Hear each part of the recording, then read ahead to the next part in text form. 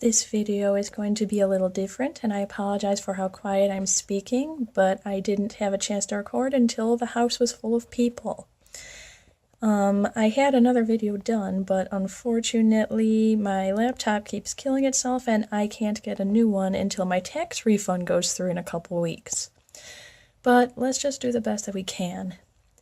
Okay, so Monday nights was a crazy episode. Pretty much everything is just going awry now. We'll start with Nig Mobblepot as always, and then work our way through. Now, as far as they go, I felt kind of bad at first when Oswald was trying to get a hold of Ed, and he was calling him probably endlessly throughout the day. But then when I heard the voicemail, I kind of laughed and almost wanted to smack the emo out of it. But I think that even though that was kind of humorous, it's another important moment in Nig Mobblepot history because it showed how much Oswald needs Ed. He keeps calling him. He even says that he wishes Ed was there with him, which is really sad. And I think that Ed's need for revenge and how hard he's working on planning it and how obsessed he is with getting it shows that he actually needs Penguin a lot too. If he didn't need Penguin in his life, he would have just cut him loose and never spoken to him again. He wouldn't be going to these lengths. Now, that being said, I know that a lot of people did not approve of Ed's way of dishing out his revenge on Oswald. They thought that it was way over the top because he used Oswald's dead father, but you have to remember Ed's standpoint on this. He truly believes that Oswald took away everything he loves, and he wants to do it right back to him. He knows that all Oswald ever really loved were his parents and him now, but Ed's not exactly about to jump off of a building just to prove a point. So all he had were the parents. I don't think he's cruel enough to use the mother. I think he even knows that would be overstepping a bit.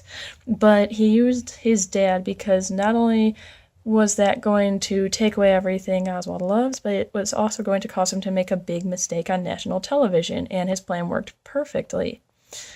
Now, we're coming up on episode 14, and we were told that in episode 14, Nig Mobblepot was going to come to some sort of understanding. I think this is going to happen through Barb. I think that Barb has this strange habit of burping up her plans to the wrong people, but I mean, she's not mentally well, so she does some stuff that you and I wouldn't really understand. And I think that she's going to go to Oswald, and she's going to tell him that Ed is the one that has been doing all these horrible things to him in an effort to separate them even further and get them to fight so that she can rise to the top. Well, we all know that Oz and Ed are a lot smarter than that. They're not going to fall for that, maybe for a hot second, but definitely not for long. I think that somehow they're going to end up meeting up, maybe fighting a little bit, but at some point, one of them will spill the beans that Barb talked to them. The other one's going to be like, well, wait a minute, she talked to me too. And they'll figure it out pretty fast. I think that's when they come to their understanding, where they're like, okay, we need to work together to take her down because she's trying to split us apart and do bad things to us. It's unclear whether or not this will be like a one-time deal for them or whether they're going to be basically okay.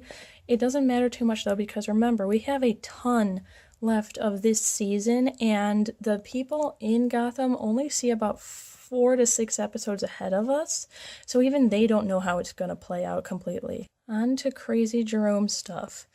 Now, I can't be the only one who was really creeped out by the Jerome fan club leader guy who was working for Strange apparently, because he was crossing the line even from obsession to an area that most Gotham villains would even consider disturbing. I mean, wow. We know this guy's dangerous because we know that he worked for Strange, and we know that he has the ability to bring people back to life, which is never good in Gotham, especially when you're obsessed with Jerome.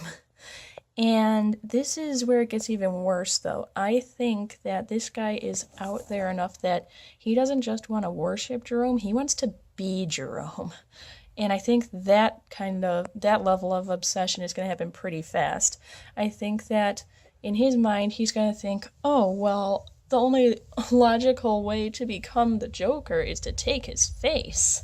And he's going to take Jerome's face, hoping that basically makes him Jerome. and he's going to start committing crimes in his name, but of course, no one stays dead in Gotham. I think Jerome is somehow going to come back to life, and he's not going to be very pleased that his face is gone. He's probably going to really beat that guy senseless if he doesn't kill him, take his face back, and go back to his insane self. Now, what I am interested in is what Strange did to him if he got a chance to do anything to him. It'll be interesting if he has some kind of weird ability now.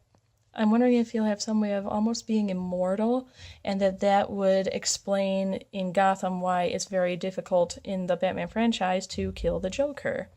The last topic I want to touch on in this video, since the quality of it is not very good this week, is the parallel between Nick Mobblepot and Lee and Jim.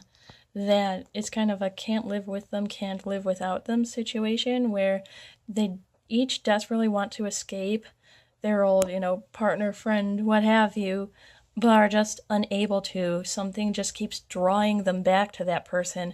I think if you want to know what's going to happen to Nick Mobblepot, you need to watch Lee and Jim and see what happens to them. They're almost like foreshadowing in a way. But yeah, sorry about the quality of this video. I know it is definitely not my best, but my laptop needs to calm down already and stop dying. I'm going to have a Mac soon, so that's going to be a lot nicer to do videos on, and I won't have to record them on my phone like I am today. But I hope this was still at least mildly entertaining for you, and I hope to see you all tomorrow night.